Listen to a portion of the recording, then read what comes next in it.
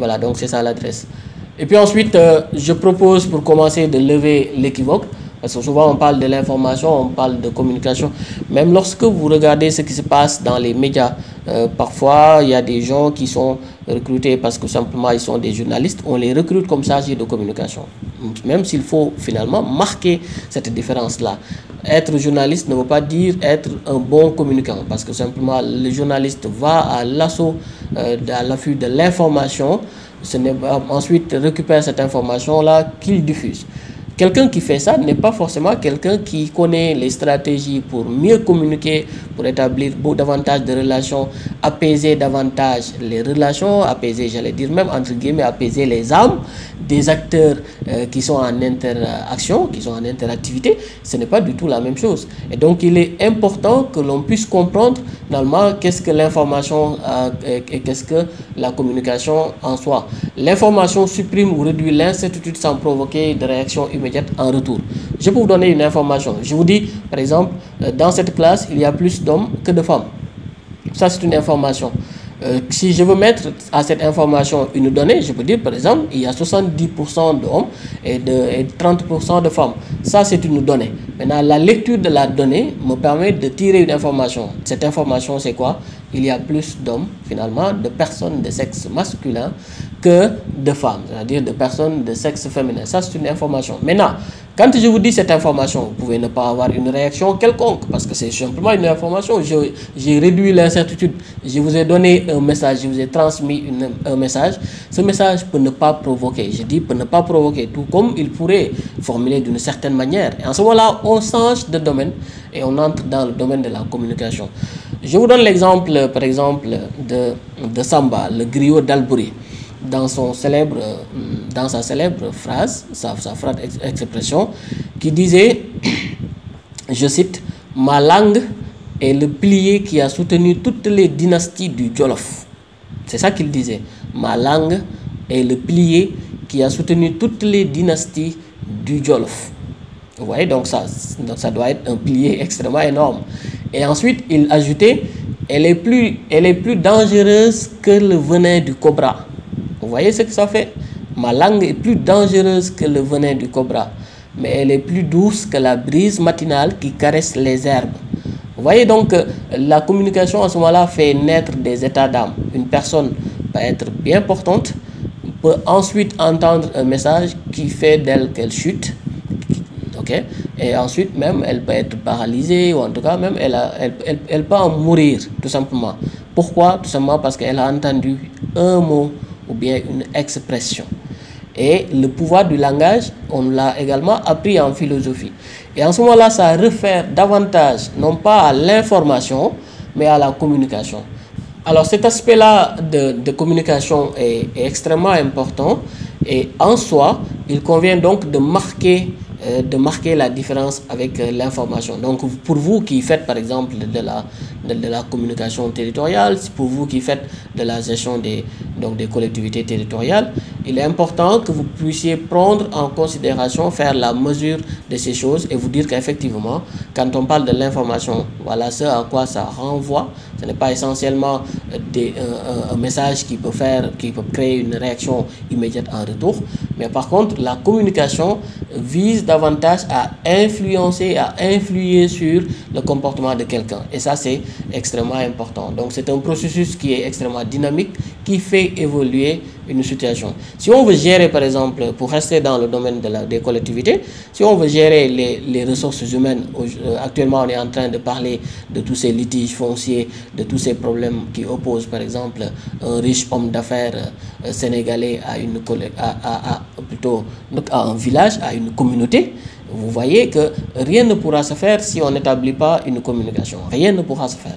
Parce que les gens ont besoin de dialoguer, les gens ont besoin d'entrer en relation, de se comprendre. Et pour se comprendre, il faut se parler, il faut échanger, il faut mettre en fonctionnement donc un certain nombre de choses qui vont faire de sorte que les gens vont avoir envie de s'écouter les uns des autres. Et quand on s'écoute, on est beaucoup plus enclin à s'entendre que si on ne s'écoutait pas.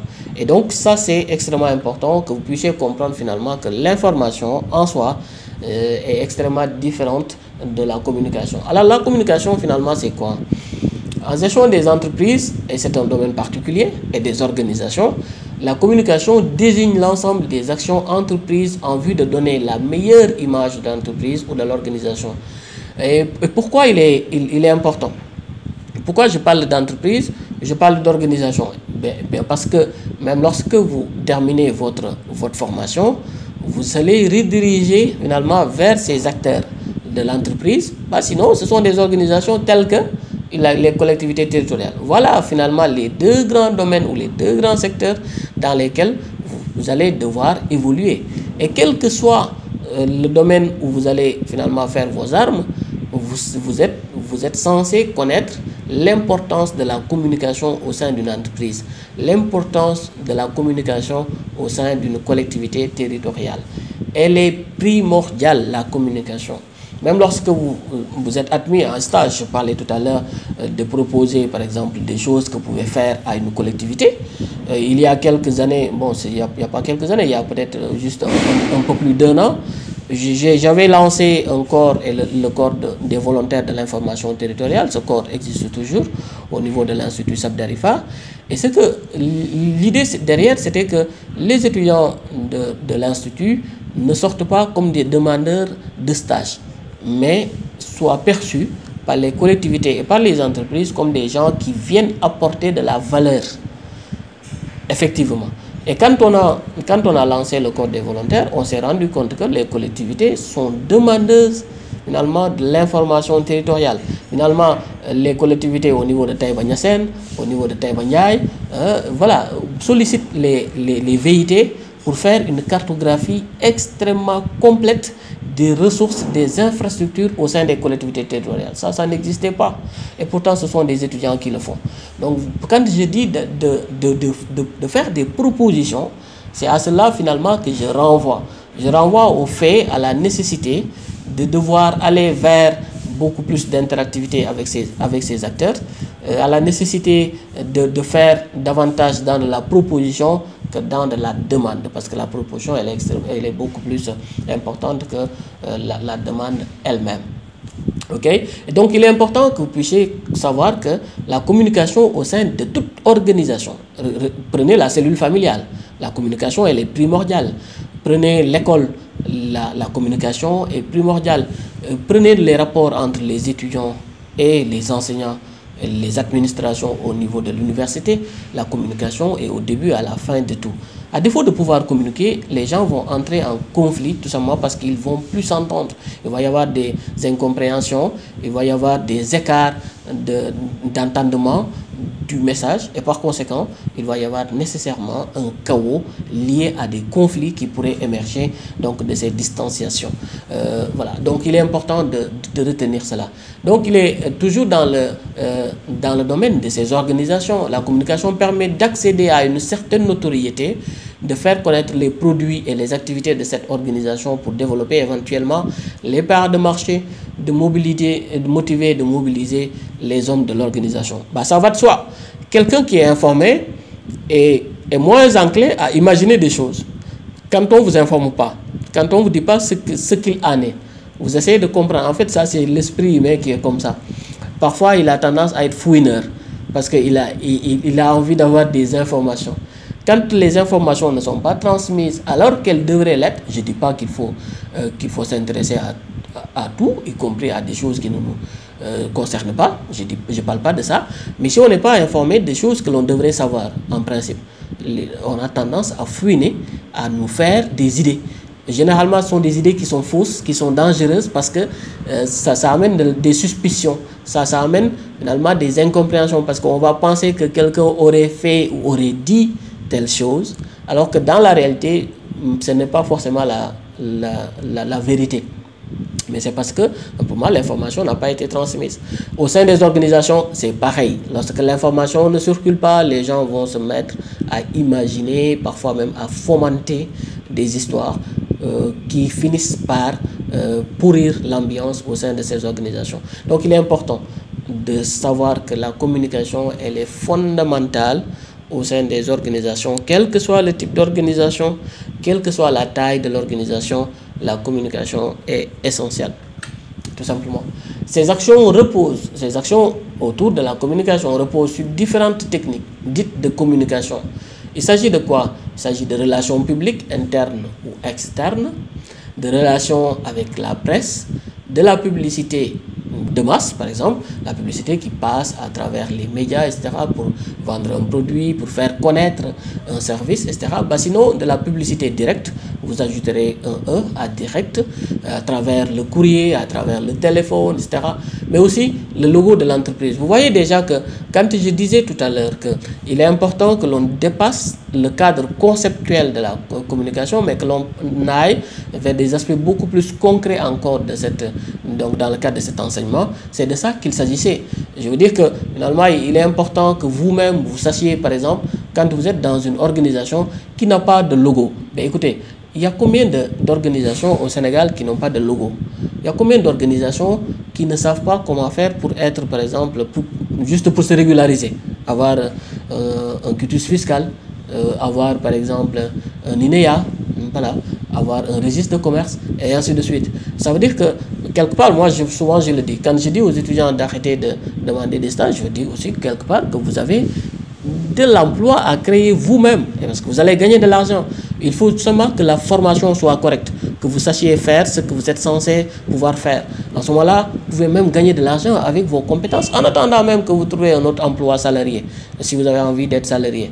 Mais en attendant, vous pouvez même développer vos propres activités, par la prestation, par la consultation, etc. Il faut juste savoir comment procéder et ensuite ça devient beaucoup plus facile. Le logo de l'entreprise, les emballages produits, la charte graphique, on va y revenir, le parrainage, le mécénat, la communication événementielle, etc. Tout cela repose finalement sur différentes techniques qui sont en rapport avec la communication. Donc c'est l'utilisation de tous ces moyens de manière cohérente et concertée, tant en communication interne dans l'entreprise. En l'entreprise, on a besoin d'établir une communication, j'en parlais tout à l'heure, mais aussi sur cette dimension externe pour un public non membre de l'entreprise, en communication institutionnelle que commerciale, qui constitue selon certains la communication globale. Ça, je cite le dictionnaire encyclopédique des sciences de l'information et de la communication par Lamizé et Silem. D'accord? Donc ce sont des aspects qui sont importants. Alors ça donne quoi en termes de composantes? En termes de composantes, nous avons plusieurs choses qui gravitent autour de la communication. Mais disons dans un désordre, parce que en fait c'est une approche systémique. Il n'y a aucun élément qui peut aller sans l'autre. Par exemple, le message devra être contextualisé. Le contexte prend en considération les acteurs dans leur stratégie. Mais la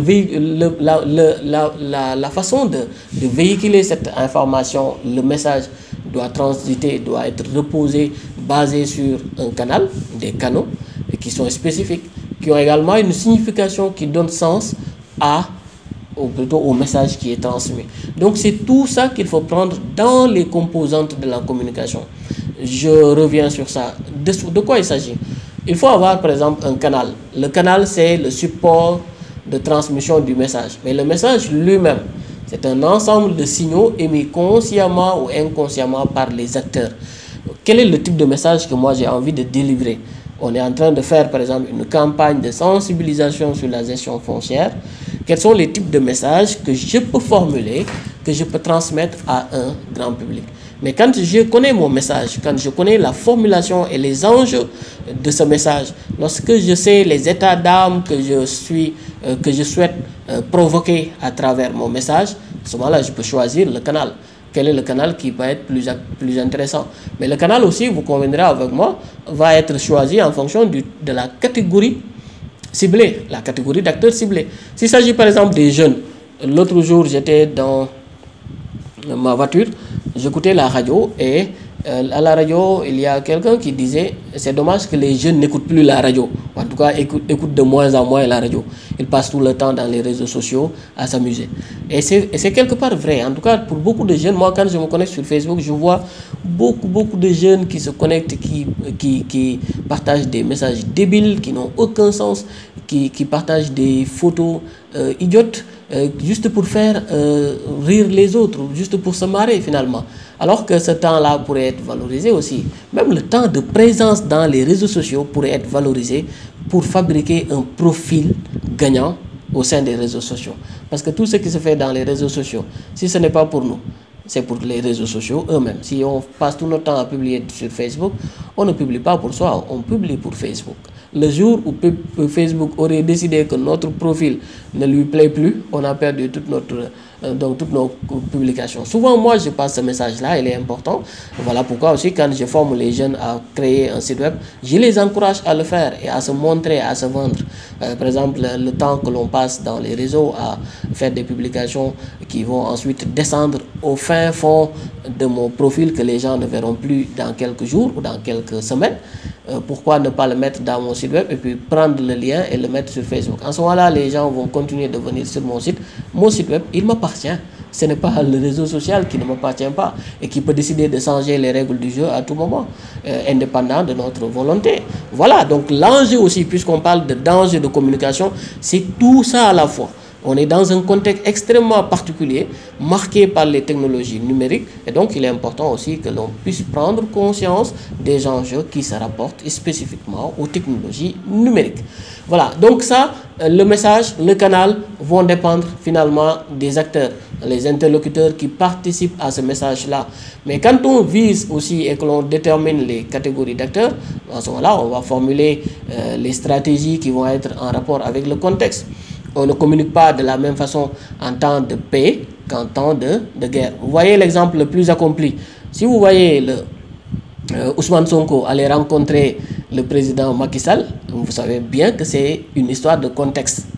Mais en temps normal, cela pourrait ne pas se produire. Et je suis sûr que ça ne pourrait pas, en tout cas, se produire pas tout de suite. Okay? Donc, le contexte, il est déterminant. Le contexte est déterminant. Et lorsque, par exemple, l'opposant va voir le président dans un contexte de pandémie, c'est parce que le contexte est tout à fait particulier. Et le message qu'il a voulu donner, c'est que lui aussi, il sait quand même ranger ses ambitions personnelles lorsqu'on est en face à des logiques d'intérêt beaucoup plus, des intérêts beaucoup plus généraux. Okay? L'intérêt de la nation. Okay? Donc, c'est ça le message finalement que celui-là a voulu, Ousmane Sonko a voulu donner. Bon, je prends juste cet exemple-là que tout le monde connaît, donc parmi vous, qui permet finalement de comprendre le contexte. Le contexte, c'est le cadre général où se déroule la communication. Lorsque, par exemple, on est en communication avec une population jeune, okay, des ados, les adolescents, on ne leur parle pas de la même façon que quand on parle, par exemple, à une population très très mûre, au-delà de 40 ans, 50 ans. Ce n'est pas du tout la même chose parce que ces gens-là, ils ont l'expérience de la vie, ils ont vécu, ils ont vu, ils ont entendu. Ce n'est pas la même chose que les ados qui viennent finalement de découvrir beaucoup de choses dans leur vie, qui sont en train de découvrir encore d'autres choses encore, d'ailleurs, qui n'ont pas fini de le faire, en tout cas. Même si je suis d'accord que jusqu'à la mort, on va continuer de découvrir des choses parce que chaque jour est un apprentissage. Mais ce que je veux dire finalement, c'est le message dépend du contexte.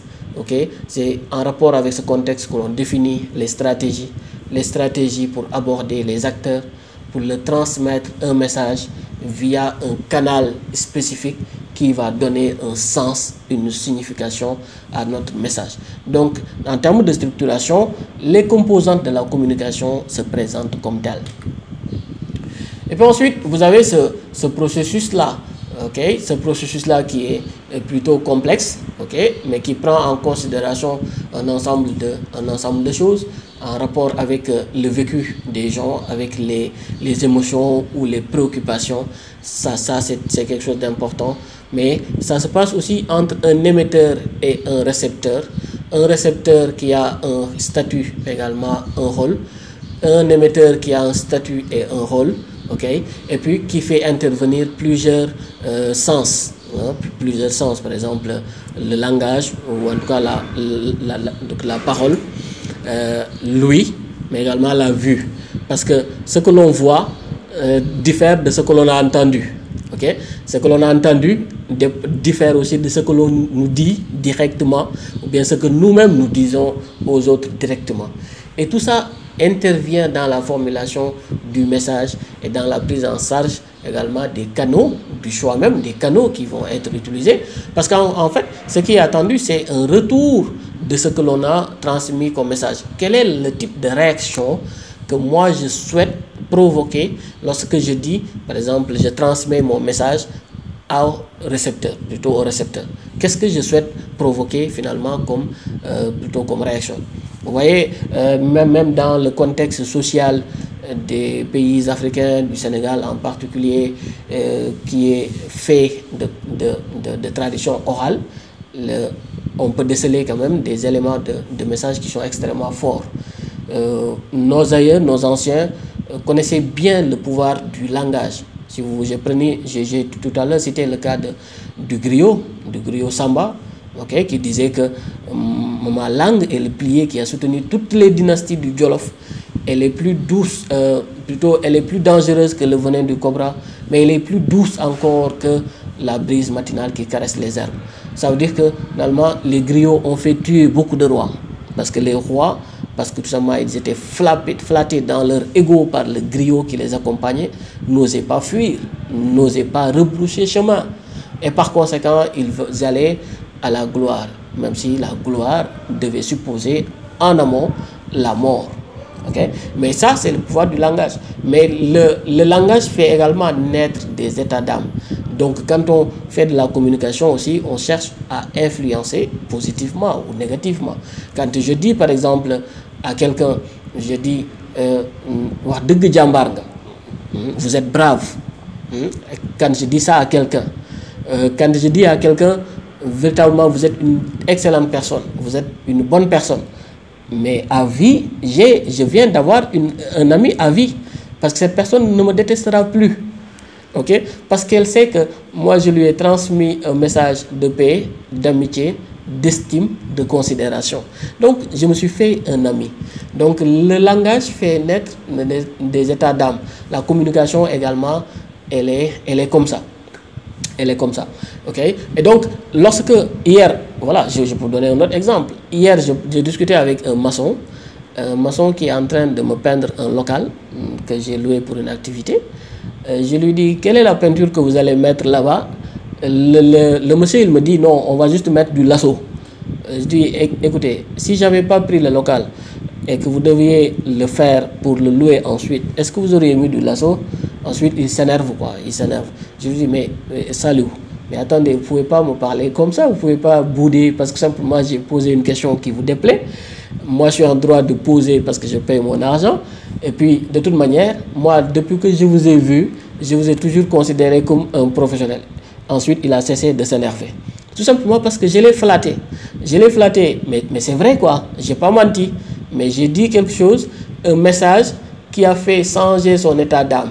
Parce que lui-même, désormais, il sait que, voilà, je ne lui en veux pas, je ne l'accuse pas, je ne le taxe pas d'être un truand, je pose juste une question. Et pourtant, c'est pour cette même question que la personne s'était énervée précédemment. Et donc, par conséquent, il faut savoir aussi négocier. Les plus grands négociateurs sont les plus grands flatteurs.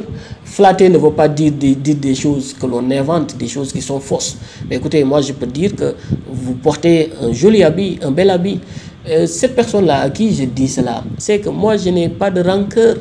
Je ne lui en veux pas et que je lui souhaite davantage que ce qu'elle a actuellement. Parce que, de toute manière, si j'étais jaloux d'elle, je n'aurais pas apprécié son joli habit. Non, ça ne se fait pas.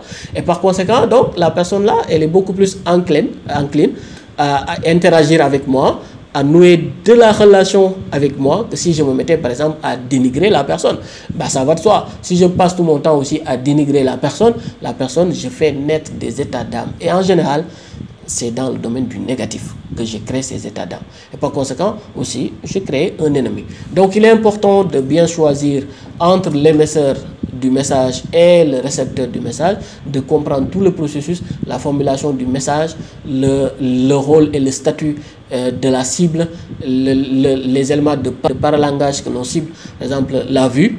Quand on regarde une personne d'une certaine manière, on transmet également un message entre l'enfant et le parent. Parfois, on regarde l'enfant sait ce qu'on a dit. Et pourtant, on n'a pas parlé. Okay? Parce que simplement, on utilise un élément de langage aussi. Okay? Le fait d'entendre, okay? Le fait de voir, de regarder d'une certaine manière, le fait de parler. Donc, tous ces éléments-là entre en considération lorsque, par exemple, on veut choisir les éléments de communication, lorsqu'on veut suivre le processus de communication, parce qu'ils sont tous importants. Par exemple, il y a des gens qui sont beaucoup plus visuels. Il faut qu'ils voient pour comprendre. Il y a des gens qui sont beaucoup plus oui. Il faut qu'ils entendent. Il faut qu'ils écoutent attentivement. Okay? Il y a des gens qui sont beaucoup plus à l'aise à l'expression orale, par exemple. Okay? Parce qu'ils parlent bien, ils sont influents, ils choisissent les bons mots, ils ont le verbe facile, etc.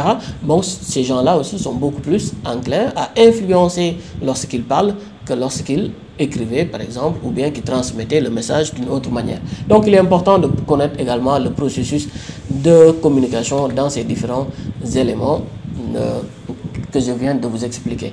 Toujours dans le domaine de la communication, il faut considérer que chaque acteur d'une situation de communication cherche, consciemment ou non, à atteindre des buts. Ça va de soi.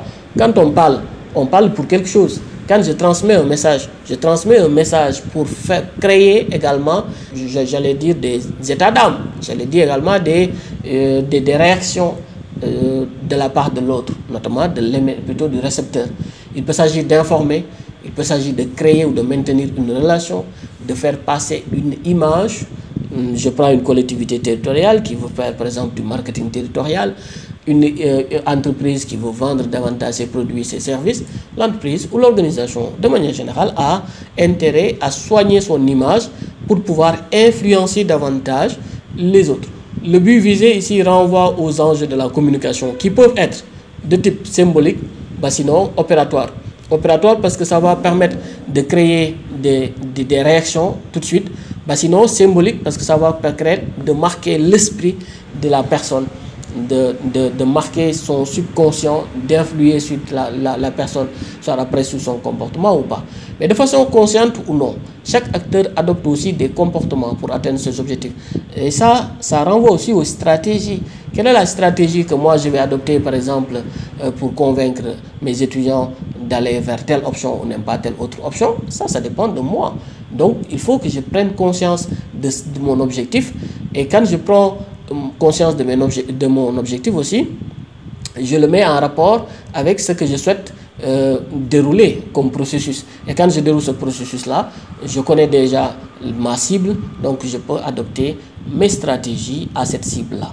Ces objectifs donnent lieu à ce qu'on appelle donc la stratégie de communication. Or, la stratégie de communication, si vous interrogez aussi les collectivités, non pas les collectivités, mais les entreprises, parce que les collectivités en général n'en ont pas, en tout cas pour les collectivités sénégalaises. La plupart n'ont pas de stratégie de communication, tout simplement parce que la plupart d'entre elles n'ont même pas de chargé de communication. Okay? Donc par conséquent, il ne faut pas s'attendre à avoir des stratégies. Mais si vous allez dans des entreprises, vous pouvez trouver justement que les entreprises ont des stratégies de communication qui sont bien ciblées, bien affinées et qui permettent donc de choisir et les moyens et les stratégies et les types de messages à transmettre. Tout cela entre dans le cadre de la stratégie de communication.